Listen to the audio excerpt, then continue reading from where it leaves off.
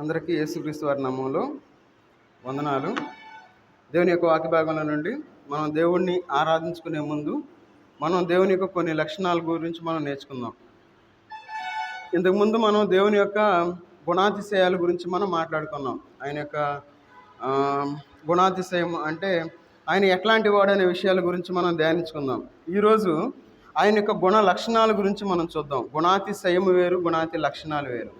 అయితే దేవుని యొక్క గుణ లక్షణాల గురించి మనం కొన్ని లక్షణాలు, ఆయన లక్షణాల గురించి మనం ధ్యానించుకొని ఆ యొక్క వాక్యానుసారంగా మనం దేవుణ్ణి ఆరాధించడానికి ప్రయత్నం చేద్దాం.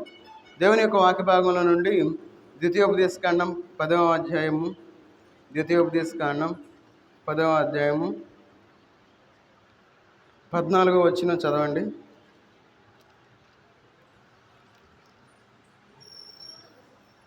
చూడుము, ఆకాశము మహాకాశము భూమియు అందున్నదంతయు నీ దేవుడైన యెహోవావే. ప్రార్థన చేసుకుందాం. మహోన్నతుడైన దేవా, సర్వాధికారి అయిన దేవా, నీకు వందనాలు తండ్రి. ఈ ఉదయకాల సమయంలోనైనా మీ పాసందులో చేరి మీ యొక్క వాక్యాన్ని ధ్యానించుకోవడానికి, మిమ్మల్ని ఆరాధించుకోవడానికి, స్తుతించుకోవడానికి మీరు ఇచ్చిన సమయాన్ని బట్టి వందనాలు చెల్లించుకుంటూ ఉన్నాం తండ్రి. చదవబడిన వాక్య భాగాన్ని మీరు దీవించి ఆశీర్వదించండి. మాకు కావాల్సిన ఆత్మీయ ఆహారం మాకు దయచేయండి. మీకు ఆత్మను మాకు తోడుగా ఉంచి నడిపించమని యేసుక్రీస్తు వారి నామంలో ప్రార్థించి అడిగి వేడుకుంటున్నాం తండ్రి, ఆమెన్.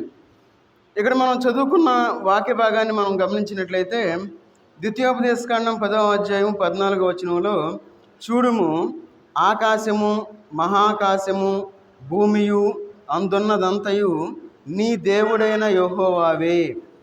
ఆయన యొక్క గుణ లక్షణాల్లో మొట్టమొదటి ఏంటంటే ఆయన సర్వాన్ని సృజించిన దేవుడుగా ఉన్నాడు. మనం దేవుణ్ణి మనం ఎందుకు ఆరాధించాలి అని మనం చూసినట్లయితే ఆయన సర్వాన్ని సృజించాడు ఆయన. అందుకే అంటా ఉన్నాడు ఇక్కడ ద్వితీయోపదేశకాండంలో ఏమని, చూడుము అంటా ఉన్నాడు. ఈ లోకంలో మనం చూడటం వల్ల మనం లోకాన్ని చూస్తున్నాము, కానీ ఈ లోకాన్ని ఎవరు తయారు చేశారు, ఎవరు సృజించారు, ఈ లోకాన్ని నడిపిస్తుంది ఎవరు అని చెప్పి మనం ఆలోచన లేకుండా ఈ లోకంలో జీవిస్తూ ఉన్నాం. కాబట్టి మనం దేవుణ్ణి ఆరాధించలేని స్థితిలో ఈ లోకంలో జీవిస్తూ ఉన్నాం. అందుకంటున్నాడు ఇక్కడ ఏమనంటే చూడుము, మనం ఈ లోకాన్ని మనం చూడాలి, మన మానవ సృష్టిని మనం చూడాలి. మనం ఎట్లా ఉన్నాం, అసలు మనం ఎట్లా నడవగలుగుతూ ఉన్నాం, మనం ఎట్లా వినగలుగుతూ ఉన్నాం, ఎట్లా మాట్లాడగలుగుతూ ఉన్నాం, ఆకాశం ఎట్లా ఉంది, భూమి ఎట్లా ఉంది, సమస్తం ఎట్లా ఉంది అని మొత్తాన్ని చూడు అని చెప్పి ఇక్కడ సెలవిస్తూ ఉన్నారు. మనం ఎప్పుడైతే మనం చూడగలుగుతామో అప్పుడు మనం దేవుణ్ణి ఆరాధించగలుగుతాము. అందుకే చూడుము అని చెప్పి ఇక్కడ అంటా ఉన్నారు. ఈ లోకంలో దేవుని యొక్క శక్తిని ఎవరు చూడలేకపోతూ ఉన్నారు. అందుకే చూడుము, ఆకాశము మహాకాశము భూమియు అందున్నదంతయు నీ దేవుడైన యెహోవావే. ఎందుకంటే సమస్తాన్ని సృజించిన దేవుణ్ణి మనం ఆరాధించడానికి ఇక్కడ మనం దేవుని యొక్క సన్నిధిలోనికి వచ్చి ఉన్నాం. మన దేవుడు ఎలాంటి దేవుడు అంటే సర్వ సృష్టికర్త అయిన దేవుడుగా ఉన్నాడు. ఆయన ఆకాశాన్ని మహాకాశాన్ని భూమిని సర్వాన్ని సృజించాడు. కాబట్టి మనం ఆయన్ని ఆరాధించాలి, ఆయన్ని సృజించాలి. చూడండి, అందుకే కీర్తనకారుడు ఏమంటున్నాడో చూద్దాం ఒకసారి. కీర్తనల గ్రంథం 50వ అధ్యాయము, కీర్తనల గ్రంథం 50వ అధ్యాయము 10వ వచనం తీస్తున్నారు, చదవండి. 50వ కీర్తన 10వ వచనం. అడవి మృగములన్నీయు 1000 కొండల మీద పశువులన్నీయు నావే కదా. చూడండి ఇక్కడ ఏమంటా ఉన్నారు, అడవి మృగములన్నీయు 1000 కొండల మీద పశువులన్నీయు నావే కదా. ఈ లోకాన్ని సృజించింది దేవుడు. ఆ దేవుణ్ణి మనం ఇక్కడ మనందరం ఇక్కడ చేరి ఆరాధించడానికి మనం ఇక్కడ చేరి అని. అందుకే 14వ వచనం చదవండి. దేవునికి స్తుతి యాగము చేయుము, మహోన్నతునికి నీ మ్రొక్కుబడులు చెల్లింపుము. ఎవరైతే దేవుని యొక్క సన్నిధిలో ఆయన యొక్క సృష్టిని చూసి, ఆయన యొక్క గొప్పదనాన్ని చూసి, ఆయన యొక్క శక్తిని చూసి మనం ఆయన్ని ఆరాధించడానికి ఆయన యొక్క సన్నిధికి మనం వచ్చి ఉన్నాం. అందుకే అంటున్నాడు ఏమని, దేవునికి స్తుతి యాగము చేయము. ఈ లోకంలో మనం జీవించేటప్పుడు దేవునికి స్తుతి యాగాన్ని చేసేవారుగా ఈ లోకంలో మనం జీవించాలి. స్తుతి యాగము అంటే మన నోటి ద్వారా మనం దేవుణ్ణి ఆరాధించేవారుగా ఉండాలి. మన నోరు తెరిచి మనం దేవునికి వందనాలు అని చెప్పి మనం చెప్పేవారుగా ఉండాలి. ఎవరైతే తమ యొక్క జిహ్వఫలాన్ని అర్పించేవారుగా ఉంటారో వారు దేవునికి స్తుతి యాగాన్ని అర్పించేవారు అని మనం అర్థం చేసుకోవాలి. అందుకే దేవునికి స్తుతి యాగము చేయుము, ఎవరైతే మారు మనసు పొంది బాప్తిస్మం తీసుకొని దేవుని సన్నిధిలో తమ నోరు తెరిచి ఆరాధించేవారుగా ఉంటారో వారు దేవుణ్ణి స్తుతియాగం చేసేవారుగా ఉంటారు.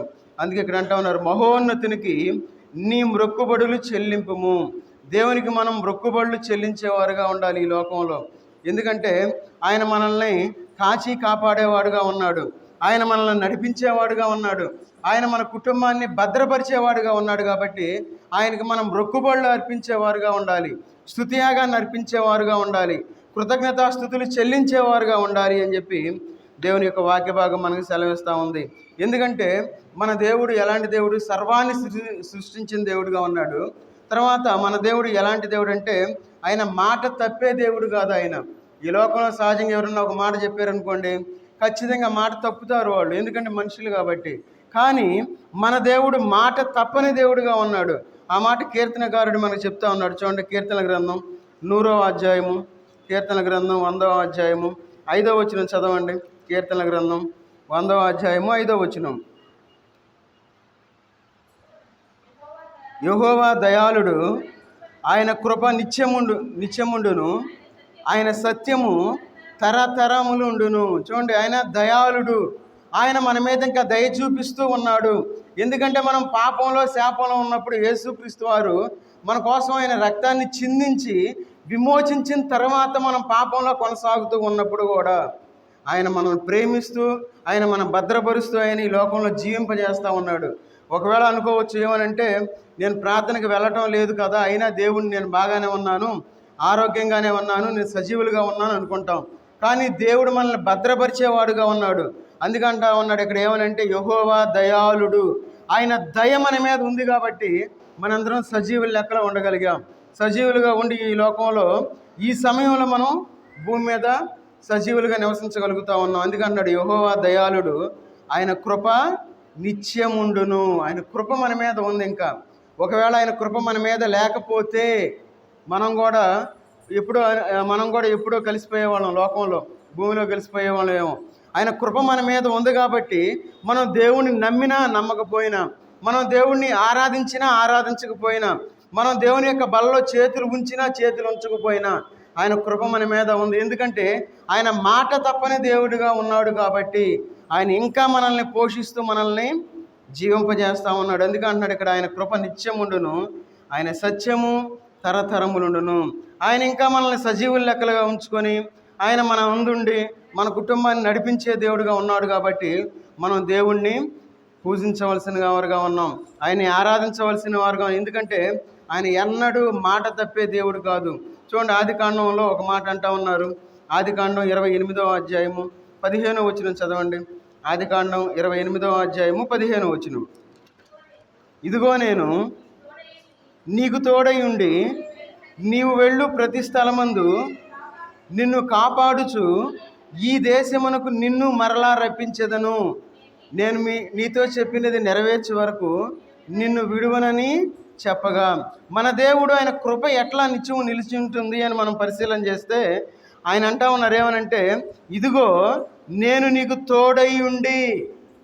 దేవుడు మనకు తోడుగా ఉన్నాడు. ఆయన ఒకవేళ మనం కొంతమంది అతి తెలివితేటలుగా కలిగిన వాళ్ళు అనుకుంటారు ఏమనంటే, ఇది మనకు కాదుగా చెప్పింది, ఆది కాండంలో ఎప్పుడో వేరే వాళ్ళకి చెప్పారు, మనకు చెప్పింది కాదులే అనుకుంటా ఉంటాం. కాదు, దేవుని యొక్క వాక్యం ఎందుకు రాయబడి ఉందంటే ఆయన మనకు తోడుగా ఉన్నాడు.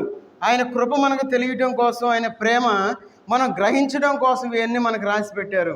అందుకే ఇక్కడ అంటా ఉన్నారు ఏమనంటే, ఇదిగో నేను నీకు తోడై ఉండి నీవు వెళ్ళు ప్రతి స్థలమందు నిన్ను కాపాడుచు. దేవుడు మనల్ని కాపాడుతూ ఉన్నాడు. ఈ లోకంలో మనం తినే తిండి వల్ల మనం కాపాడబట్టలా, ఈ లోకంలో మనకున్న డబ్బుని బట్టి మనం కాపాడబట్టలా, ఈ లోకంలో మనకున్న బలగాన్ని బట్టి మనం కాపాడబట్టలా. దేవుని కృప వలన, దేవుని యొక్క మాట వలన ఆయన ఒక మాట ఇచ్చి ఉన్నాడు కాబట్టి దేవుడు ఇంకా మనల్ని నడిపించేవాడుగా ఉన్నాడు. కాబట్టి అదే మాట మనం ఇక్కడ చూస్తా ఉన్నాం. ఏమని? నీవు వెళ్ళు ప్రతి స్థలమందు నిన్ను కాపాడుచు ఈ దేశమునకు నిన్ను మరలా రప్పించదను. ఆయన ఆశపడతా ఉన్నాడు. ఏమనంటే ఆయన సన్నిధిలోనికి మనం రావాలి అని చెప్పి ఆయన ఆశపడతా ఉన్నాడు. రప్పిస్తానని చెప్పి ఆయన సెలవిస్తూ ఉన్నాడు.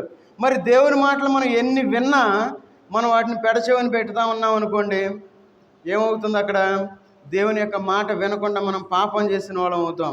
ఎందుకంటే మన దేవుడు ఎలాంటి దేవుడు అంటే ఆయన సర్వాన్ని సృజించిన దేవుడిగా ఉన్నాడు కాబట్టి మనం దేవుణ్ణి ఆరాధించాలి. తర్వాత ఆయన ఎన్నడూ మాట తప్పని దేవుడిగా ఉన్నాడు కాబట్టి మనం దేవుణ్ణి ఆరాధించేవారుగా ఉండాలి. ఆయన మనకు తోడై ఉన్న దేవుడిగా ఉన్నాడు కాబట్టి మనం దేవుణ్ణి ఆరాధించాలి. ఆయన మనల్ని కాపాడే దేవుడిగా ఉన్నాడు కాబట్టి మనం ఆయన్ని ఆరాధించేవారుగా ఉండాలి. ఆయన మరలా ఆయన సన్నిధానంలోనికి రప్పించేవాడుగా ఉన్నాడు కాబట్టి మనం దేవుణ్ణి ఆరాధించేవారుగా ఉండాలి. చూడండి ఆయన ఎంత గొప్ప దేవుడిగా ఉన్నాడు. చూడండి ఆదికాండం 21వ అధ్యాయము 5వ వచనం చదవండి. ఆదికాండం 21వ అధ్యాయము 5వ వచనం.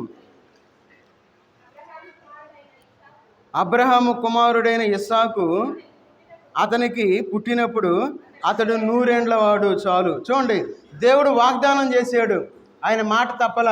100 సంవత్సరాలు వచ్చినప్పుడు చూడండి ఇక్కడ చాలా చక్కగా చెప్తా ఉన్నారు ఏమని, అబ్రహాము కుమారుడైన ఇస్సాకు అతనికి పుట్టినప్పుడు అతడు 100 ఏండ్ల వాడు.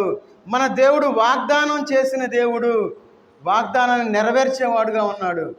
మనం December 31st నైట్ వాగ్దానం తీసుకుంటా ఉన్నాం. మరి ఆ వాగ్దానం మన జీవితంలో నెరవేర్చబడతా ఉందా? నెరవేర్చబడటం లేదు. ఎందుకంటే మనం దేవుని మీద నమ్మకం లేని వారుగా ఉన్నాం. మనం దేవుని సన్నిధిలో గడపలేని వారుగా ఉన్నాం. ఆయన మీద ఆధారపడి జీవించలేని వారుగా ఉన్నాం కాబట్టి ఆయన వాగ్దానం నెరవేర్చడం లేదు అని మనం గుర్తుపెట్టుకోవాలి. కానీ అబ్రాహాము తన యొక్క జీవితంలో 100 సంవత్సరాలప్పుడు కుమారుని కన్నట్లు మనం చూస్తూ ఉన్నాం.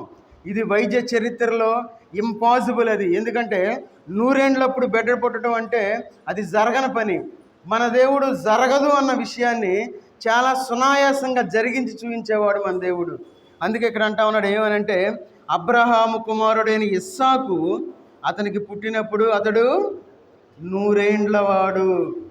మనం దేవుణ్ణి అడిగేవారుగా ఉండాలి, ఆయనకి మొర్ర పెట్టేవారుగా ఉండాలి, దేవుని దగ్గర నుండి మనం పొందుకునేవారుగా ఉండాలి. ఒకవేళ ఆలస్యం అవ్వచ్చేమో, ఒకవేళ ఆలస్యం అయినా సరే దేవుడు తన యొక్క మాటని తప్పే దేవుడు కాదు. అందువల్ల మనం దేవుణ్ణి ఆరాధించేవారుగా ఉండాలి, ఆయన్ని స్తుతించేవారుగా ఉండాలి. తర్వాత సహజంగా ఈ లోకంలో మనం జీవించేటప్పుడు అందరూ మనల్ని బాధ పెట్టేవారుగా ఉంటారు. ఈ లోకంలో కొంతమంది మాటల ద్వారా బాధ పెడతారు, కొంతమంది వాళ్ళ యొక్క చేష్టల ద్వారా మనల్ని బాధ పెట్టేవారుగా ఉంటారు. ఎందుకంటే ఈ లోకంలో మనం జీవిస్తూ ఉన్నాం. ఈ లోకంలో అనేక మంది పైకి ఒకటి మాట్లాడుతూ ఉంటారు, మనసులో ఒకటి పెట్టుకుంటూ ఉంటారు. కొన్నిసార్లు ఏమవుతుందంటే ఆ మనసులో ఉన్న మాట పొరపాటు స్లిప్ అయి బయటకు వస్తూ ఉంటుంది. అప్పుడు అనుకుంటాం వీళ్ళు ఎట్లా అనుకుంటున్నారా అని చెప్పి మళ్ళీ ఆ మాట కవర్ చేసుకోవటానికి ఇంకో మాట చెబుతూ ఉంటారు. అయితే మన దేవుడు ఎలాంటి దేవుడు అంటే చూడండి, నిర్గమాకాండం 3వ అధ్యాయము 7వ వచనం చదవండి. మరియు యెహోవా ఇట్లనెను, నేను ఐగుప్తులో ఉన్న నా ప్రజల బాధను నిశ్చయముగా చూచితిని. చాలు. మనం ఎందుకు దేవుణ్ణి మనం ఆరాధించాలి అంటే ఆయన మన బాధను చూసేవాడుగా ఉన్నాడు. ఆయన మనం మనసులో ఎంతో బాధ పెట్టుకొని ఉంటాం, కానీ పైకి నవ్వుతూ ఉంటారు చాలామంది. పైకి చాలా సంతోషంగా ఉన్నట్లు కనపడతారు, కానీ వాళ్ళ మనసులో ఎంతగానో బాధపడేవారుగా ఉంటారు. అయితే మన దేవుడు ఆ బాధను చూసేవాడుగా ఉన్నాడు. అందుకే ఇక్కడ అంటా ఉన్నాడు ఏమనంటే, నేను ఐగుప్తులో ఉన్న నా ప్రజల బాధను. ఎవరి బాధను చూస్తాడు దేవుడు? ప్రార్థనకు రాకుండా ఈ లోకంలో వాళ్ళ ఇష్టానుసారంగా తిరిగే వాళ్ళని బాధ చూడడు దేవుడు.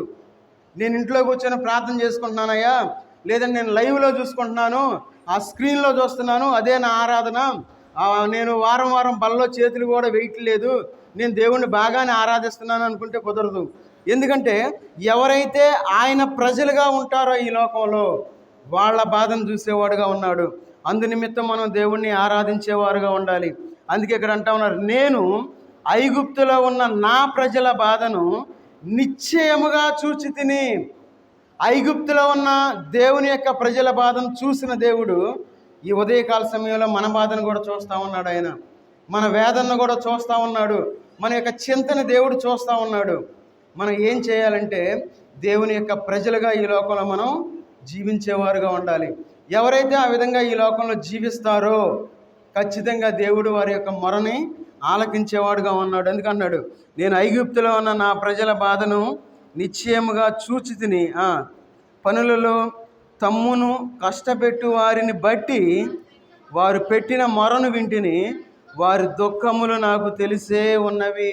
చూడండి, ఈ లోకంలో మనల్ని బాధ పెట్టినా మనం రియాక్ట్ అవ్వకూడదు. చాలామంది ఎట్లా ఉంటారంటే వైల్డ్గా రియాక్ట్ అయ్యే వాళ్ళు ఉంటారు, చాలా కోపంగా రియాక్ట్ అవుతారు, చాలా సీరియస్ అయిపోతూ ఉంటారు. ఎవరయ్యా సీరియస్ అవుతుందంటే దేవుని ప్రజలే, బయట వాళ్ళు కాదు. మేము క్రైస్తవులము అని చెప్పుకున్న వాళ్ళే చాలామంది క్రైమ్లో కనబడతా ఉంటారు. ఈ లోకంలో మనం జీవించేటప్పుడు ఎవరైనా మనల్ని కష్టపెడితే, ఎవరైనా మనల్ని దుఃఖపెడితే మన దేవుడు వాళ్ళని చూస్తూ ఉన్నాడు, మనల్ని చూస్తూ ఉన్నాడు అని చెప్పి మనం అర్థం చేసుకోవాలి.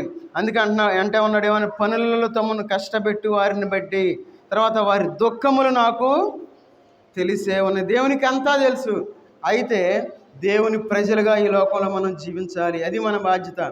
దేవుడు మనల్ని ఏదో కష్టపడమంటలా, చాలా పెద్ద పెద్ద గొప్ప గొప్ప పనులు చేయమంటలా. ఆయన ఒకే మాట అన్నాడు, ఏమని? నా ప్రజలుగా ఈ లోకంలో జీవించండి చాలు అని చెప్పి ఆయన అడుగుతూ ఉన్నాడు. కాబట్టి ఈ లోకంలో మనం జీవించేటప్పుడు ఆయన ప్రజలుగా మన దేవుణ్ణి ఎందుకు మనం ఆరాధించాలి అంటే, మన దేవుడు మనకి న్యాయం తీర్చే దేవుడుగా ఉన్నాడు. ఆయన మనం బాధలో ఉన్నప్పుడు మనకు ఆయన న్యాయాన్ని తీర్చి సంతోషాన్ని ఇచ్చే దేవుడుగా ఉన్నాడు. కాబట్టి మనం దేవుణ్ణి ఆరాధించేవారుగా ఉండాలి, దేవుణ్ణి మనం స్తుతించేవారుగా ఉండాలి అని చెప్పి దేవుని యొక్క వాక్య భాగం మనల్ని సెలవిస్తూ ఉంది. ఇంకా చూడండి, న్యాయాధిపతుల గ్రంథం 4వ అధ్యాయము, న్యాయాధిపతుల గ్రంథం 4వ అధ్యాయము 3వ వచనం చదవండి. అతనికి 900 ఇనుప రథములుండెను. అతడు 20 సంవత్సరములు ఇశ్రాయేలును కఠినమైన బాధ పెట్టగా ఇశ్రాయేలీలు యెహోవాకు మొర్ర పెట్టిరి. ఈ లోకంలో దేవుడు మన యొక్క బాధను చూసేవాడుగా ఉన్నాడు. ఈ లోకంలో మనం ఎంత బాధ పెట్టినా, ఎవరు బాధ పెట్టినా, ఎవరు మనల్ని నిందించినా, ఎవరు మనకి హాని చేసినా, ఎవరు మనకి నష్టం చేసినా, ఈ లోకంలో మనం ఏం చేయాలి? దేవుని వైపు మనం చూసేవారుగా ఉండాలి. చూడండి, ఇక్కడ ఇశ్రాయేలీలను కఠినమైన బాధ పెట్టగా ఇశ్రాయేలీలు యెహోవాకు మొర్ర పెట్టిరి. మరి మనం దేవునికి ప్రార్థించేవారుగా ఉన్నామా? ఈ లోకంలో మనం జీవించేటప్పుడు మనం దేవుణ్ణి ఆరాధించేవారుగా ఉన్నామా? మన కష్టాలు వస్తాయి, రావట్లేదు. ఎందుకంటే ఎవరైతే దేవునిలో నిక్కచ్చిగా జీవించేవారుగా ఉంటారో, ఎవరైతే దేవునిలో కరెక్ట్గా ఉండాలి, నేను దేవునికి ఇష్టానుసారంగా ఈ లోకంలో జీవించాలి అని అనుకొని జీవిస్తూ ఉంటారో, వారి జీవితంలో ఖచ్చితంగా కష్టాలు వస్తాయి. అయితే ఆ కష్టాల్లో మనం దేవుని వైపు చూసేవారుగా ఉండాలి. ఎవరైతే దేవుని వైపు చూసి ఆయనకు మొర్ర పెట్టేవారుగా ఉంటారో, దేవుడు ఖచ్చితంగా వాళ్ళకి న్యాయం తీర్చే దేవుడుగా ఉన్నాడు. చూడండి, కీర్తనకారుడు ఏమంటా ఉన్నాడు? కీర్తన గ్రంథం 103వ అధ్యాయము, కీర్తన గ్రంథం 103వ అధ్యాయము 6వ వచనం చదవండి. యెహోవా నీతి క్రియలను జరిగించుచు బాధింపబడు వారికందరికీ న్యాయము తీర్చును. మన దేవుడు న్యాయం తీర్చే దేవుడుగా ఉన్నాడు. ఆయన ఈ లోకంలో మనం జీవించేటప్పుడు మనం ఏం చేయాలి? ఆయన క్రియలు మనం జరిగించేవారుగా ఉండాలి, నీతిగా జీవించాలి. అందుకే ఇక్కడ అంటా ఉన్నారు ఏమనంటే, యెహోవా నీతి క్రియలను జరిగించుచు బాధింపబడు వారికందరికీ న్యాయము తీర్చును.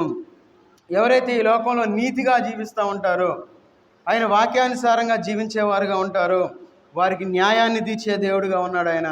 ఈ లోకంలో సూటిపోటు మాటలకు మనం బాధపడవసరం లేదు. ఈ లోకంలో ఒకవేళ అనుకోవచ్చు, అయ్యో నాకు ఏమీ లేదని చెప్పి అనుకొని ఈ లోకంలో మనం దిగులు పడవసరం లేదు. ఎందుకంటే మన దేవుడు న్యాయం తీర్చే దేవుడిని మనం కలిగి ఉన్నాం. ఒకవేళ ఈ లోకంలో మనం ఏమీ లేని వారిగా చనిపోయినా, మనకి పరలోకంలో దేవుడు ఆయన మన కోసం ధనాన్ని సమకూర్చేవాడుగా ఉన్నాడు. ఆయన ఆ ధనం కోసం మనం ఈ లోకంలో కష్టపడేవారుగా ఉండాలి. ఈ లోకంలో మనం శ్రమ పడతాం, కష్టపడతాం. ఎందుకు? బాగా డబ్బు సంపాదించాలి, బిడ్డల్ని బాగా చదివించాలి, మంచి స్థితిలో ఉండాలని చెప్పి మనం ఈ లోకంలో 24 గంటలు మనం కష్టపడతాం. అయితే దేవునికి ఇష్టంగా మనం ఈ లోకంలో జీవిస్తే దేవుడు మనల్ని ఒక ఉన్నతమైన స్థానంలో ఉంచుతాడని మనం అర్థం చేసుకోవాలి. ఎవరు మనకి నష్టాన్ని చేయాలని చూసినా దేవుడు మనకి న్యాయాన్ని తీర్చేవాడుగా ఉన్నాడు. కాబట్టి ఎవరైతే బాధపరచబడతా ఉంటారో వారికి న్యాయాన్ని తీర్చే దేవుణ్ణి మనం కలిగి ఉన్నాం. కాబట్టి మనం దేవుణ్ణి పూజించేవారుగా ఉండాలి, ఆయన్ని ఆరాధించేవారుగా ఉండాలి అని చెప్పి దేవుని యొక్క వాక్య భాగం మనకి సెలవిస్తూ ఉంది. ఈ లోకంలో సహజంగా మనం లోకులు అనుకునే మాట ఏంటంటే, కోటి విద్యలు కూటి కొరకే అంటారు.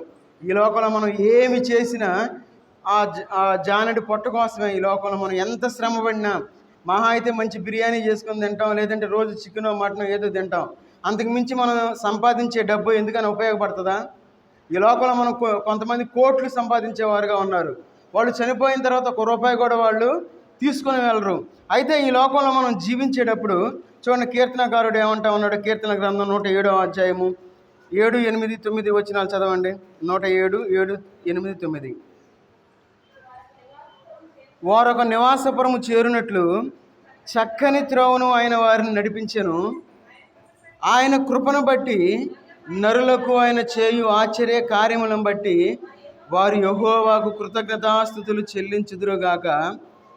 ఏలయనగా ఆశగల ప్రాణమును ఆయన తృప్తిపరిచి ఉన్నాడు, ఆకలి కొనిన వారి ప్రాణమును మేలుతో నింపి ఉన్నాడు. చూడండి, ఈ లోకంలో మనం సహజంగా అనుకునే మాట, మనందరికీ తెలిసిన మాట ఏమని?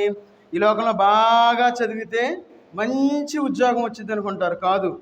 ఈ లోకంలో చదువు వల్ల మనకు ఉద్యోగాలు అనుకుంటాం. కాదు. దేవుని యొక్క కృప వల్లనే మనకు ఉద్యోగం వచ్చిందంటే. ఎందుకంటే దేవుని యొక్క కృప కోసం మనం ఎదురు చూసేవారుగా ఉండాలి.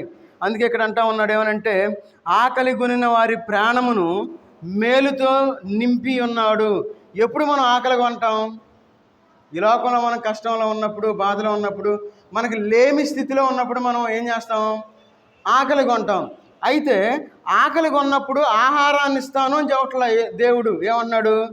మేలుతో నింపి ఉన్నాడు అంటా ఉన్నాడు.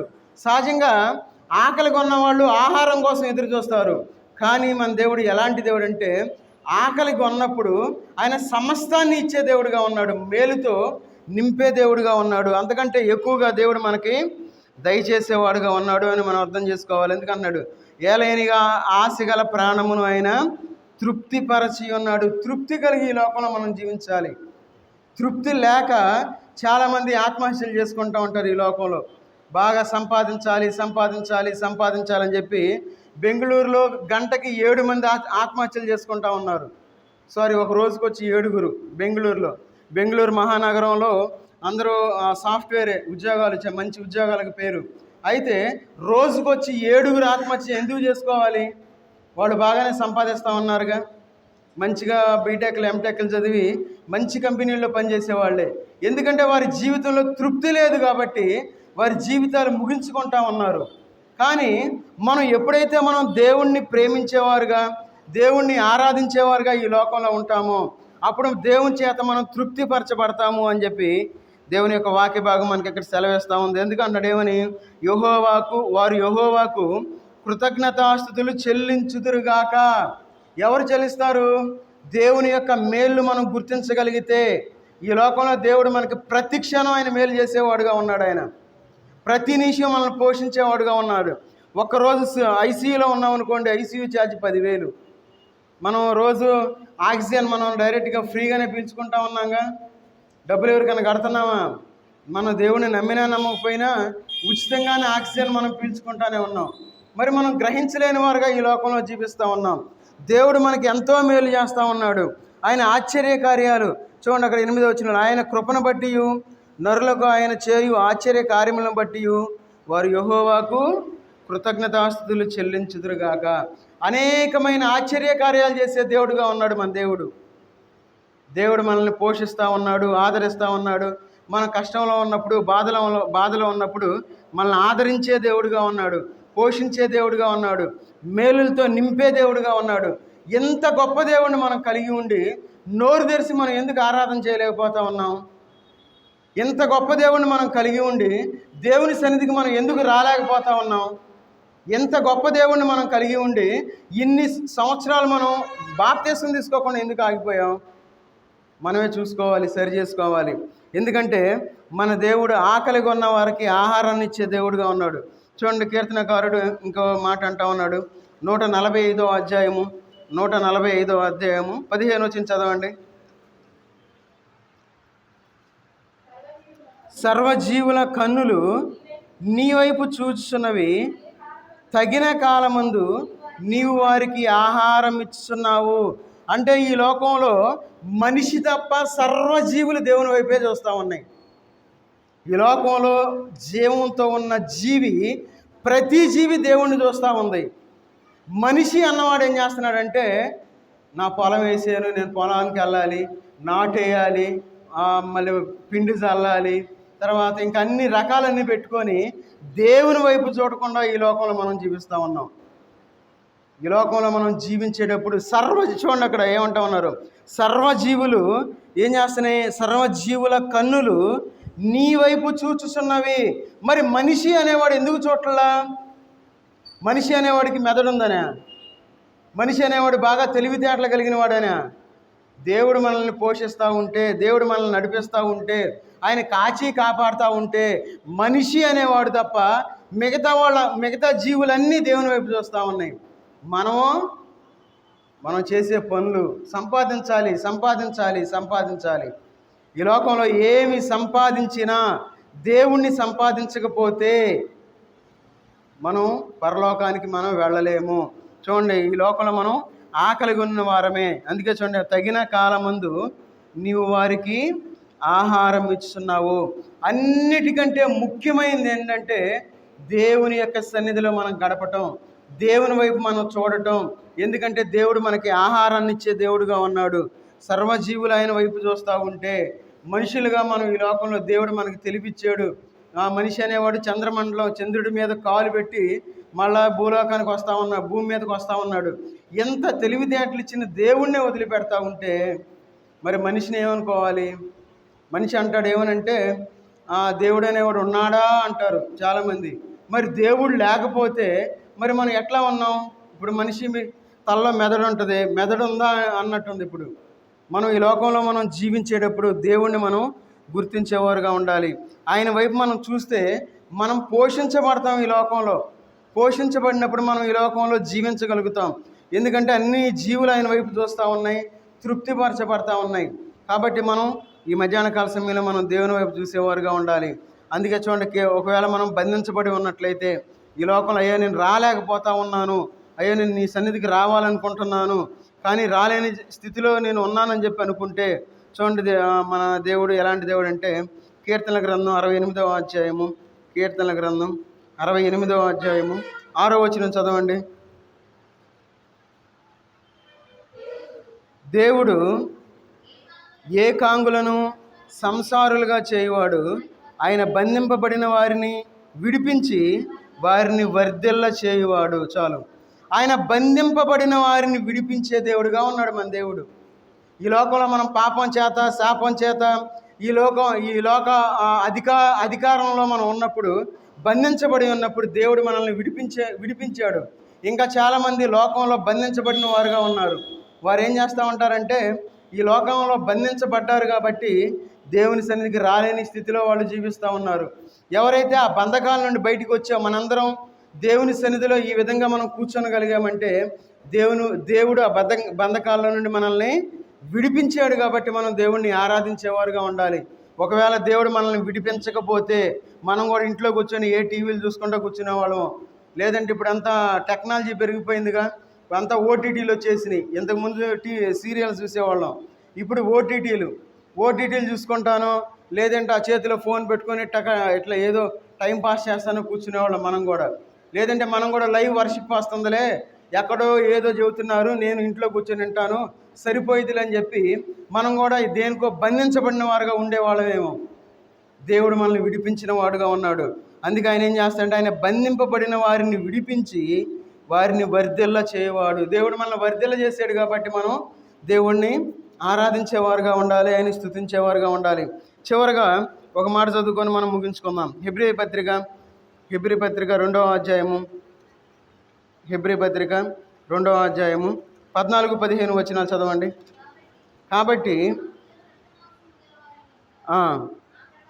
ఆ ప్రకారమే మరణము యొక్క బలము గలవానిని అనగా అపవాదిని మరణము ద్వారా నశింపజేయుటకును జీవితకాలమంతయు మరణ భయము చేత దాస్యమునకు లోబడిన వారిని విడిపించుటకును ఆయన కూడా రక్త మాంసములలో పాలివాడాయను. యేసుక్రీస్తు వారు ఎందుకు రావాలి ఈ లోకానికి? అసలు ఆయనకు అంత అవసరం ఉందా? ఒకసారి మనం ఆలోచించినట్లయితే మనం మనుషులం, మట్టి చేత తయారు చేయబడ్డాం. ఆయన ఆత్మ ద్వారా మనం జీవించగలుగుతూ ఉన్నాం. ఒకవేళ దేవుడు అనుకోవచ్చు ఎందుకు వీళ్ళందరూ అనవసరం అని అందరం నాశనం చేయొచ్చు దేవుడు. కానీ దేవుడు అట్లా అనుకోలేదు. ఏమనుకున్నాడు ఆయన? జీవితకాలమంతయు మరణ భయము చేత దాస్యమునకు లోబడిన వారిని, మనం జీవించవలసిన వారము కాదు, మరణించవలసిన వారంగా ఉన్నటువంటి మనల్ని దేవుడు జీవింపజేస్తూ ఉన్నాడు అని మనం గుర్తించాలి. భయంకరమైన యుద్ధం జరుగుతూ ఉంది. ఇజ్రాయెల్ భయంకరమైన యుద్ధం, అనేక మంది చనిపోతూ ఉన్నారు. వారు ఎప్పుడు అనుకోవాలి ఎట్లా యుద్ధం జరిగిద్ది, ఎట్లా చనిపోతారని. ఒక్క రోజులోనే 2000 మంది చనిపోతున్నారు అట్లా టీవీ చూసిన వాళ్ళకి అర్థమైంది. ఎప్పుడైనా ఒకసారి అట్లా టీవీ వార్తలు అట్లా ఆన్ చేసినప్పుడు అయ్యే కనబడతాయి. చూడండి, మన జీవితంలో ఒక్క రోజులోనే 2000 మంది చనిపోయారు, 4000 మంది చనిపోయారు, 10,000 మంది చనిపోయారు. ఎక్కడ మంచి మంచి బిల్డింగ్లు కట్టుకొని ఉన్నారు, యుద్ధం జరుగుతూ ఉంది, 3వ ప్రపంచ యుద్ధం వస్తుందేమో అంటూ ఉన్నారు. ఇవన్నీ మనకి బైబిల్లో రాసి పెట్టారు. ఎందుకు? జరిగింది ఉంది, జరగబోతున్నది ఉంది, జరిగేది కూడా బైబిల్లో ఉంది. చాలామంది తెలియక బైబిల్ అంటే ఏదో కట్టు కాదు అనుకుంటా ఉన్నారు. ఈ లోకంలో మనం జీవించేటప్పుడు జీవ గ్రంథము బైబిల్. ఎవరైతే బైబిల్ని జాగ్రత్తగా చదివి అర్థం చేసుకోగలుగుతారో, ఈ బైబిల్ అర్థం కాక 6500 శాఖలు పెట్టేశారు క్రైస్తవులు అనబడేవారు. బైబిల్ ఒకటే చెబుతుంది, ఏమని? మీరందరూ ఐకమత్యం కలిగి ఉండాలి, మీరందరూ ఒక్కటిగా ఉండాలి. ఎందుకంటే మీరందరూ ఒకే తండ్రి అయిన దేవుణ్ణి కలిగి ఉన్నారు కాబట్టి, ఆ తండ్రిని మీరు పూజిస్తూ ఉన్నారు కాబట్టి మీరందరూ ఒక్కటిగా ఉండాలని చెప్పి దేవుని యొక్క వాక్యం సెలవిస్తూ ఉంటే 6500 శాఖలు పెట్టుకొని బైబిల్ నుండే వచ్చింది కాదా అని చెప్పి ఈ లోకంలో అపోహపడతా ఉన్నాం. ఈ లోకంలో చాలామంది అనుకుంటారు, ఏమని? బైబిల్లో ఉందగా అంటారు. బైబిల్లో ఉంది ఏంటంటే మనందరం ఒక్కటిగా ఉండాలి, కలిసి ఉండాలి, ఐకమత్యం కలిగి ఉండాలి, దేవుణ్ణి మనం పూజిస్తూ ఉండాలి అని చెప్పి దేవుడు ఆ మాట చెప్పింది. మనం కొట్టుకోవాలి, సంఘాలు చీలిపోవాలి, పగల కలిగి ఉండాలి, ఒకే సంఘంలో 4-5 బ్యాచ్లు ఉండాలి అని చెప్పి దేవుడు ఎప్పుడు అనుకోవాలి. మన జీవితంలో దేవుణ్ణి మనం పూజిస్తూ ఉన్నాం కాబట్టి ఎందుకన్నాడు? జీవితకాలమంతయు మరణ భయము చేత దాస్యమునకు లోబడిన వారిని విడిపించుటకును ఆయన కూడా రక్తమాంసములలో పాలివాడైనను. చూడండి, యేసుక్రీస్తు వారు ఆయన దేవుని కుమారుడిగా ఉన్నప్పటికీ దేవుని దగ్గర నుండి ఈ లోకానికి రావడానికి ఆయన ఇష్టపడ్డాడు. కాబట్టి యొక్క ఉదయకాల సమయంలో ఎంత గొప్ప దేవుడిని మనం కలిగి ఉన్నాం. ఆయన బంధించబడిన వారిని విడిపించే దేవుడిగా ఉన్నాడు కాబట్టి మనం దేవుణ్ణి ఆరాధించేవారుగా ఆరాధించాలి. ఆయన సర్వాన్ని సృజించాడు కాబట్టి మనం దేవుణ్ణి ఆరాధించేవారుగా ఉండాలి. ఆయన బాధపడే వారికి న్యాయం తీర్చే దేవుడిగా ఉన్నాడు కాబట్టి మనం దేవుణ్ణి ఆరాధించాలి. ఆయన ఇంకా ఆయన ఏం చేస్తా ఉన్నాడు? ఆయన ఇంకా ఏం చేస్తున్నాడు చెప్పండి? ఆయన తోడయ్యుండి నడిపించేవాడుగా ఉన్నాడు కాబట్టి మనం దేవుణ్ణి ఆరాధించేవారుగా ఉండాలి. ఆకలిగా ఉన్న వారికి ఆయన తృప్తిపరిచే దేవుడిగా ఉన్నాడు కాబట్టి, ఆహారాన్ని దయచేసేవాడుగా ఉన్నాడు కాబట్టి మనం దేవుణ్ణి ఆరాధించేవారుగా ఉండాలి. ఆయన బంధించబడిన మనల్ని ఆయన విమోచించి జీవంలోనికి తీసుకొచ్చాడు కాబట్టి మనం దేవుణ్ణి ఆరాధించేవారుగా ఉండాలి. ఇన్ని మాటల్లో ఏదో 1, 2, 3 మాటలైనా మనం తీసుకొని మనం దేవుణ్ణి ఆరాధిద్దాం. అందరం తల్ల వంచి మనం ఒకరి తర్వాత ఒకరు ఆయన్ని ఆరాధిద్దాం.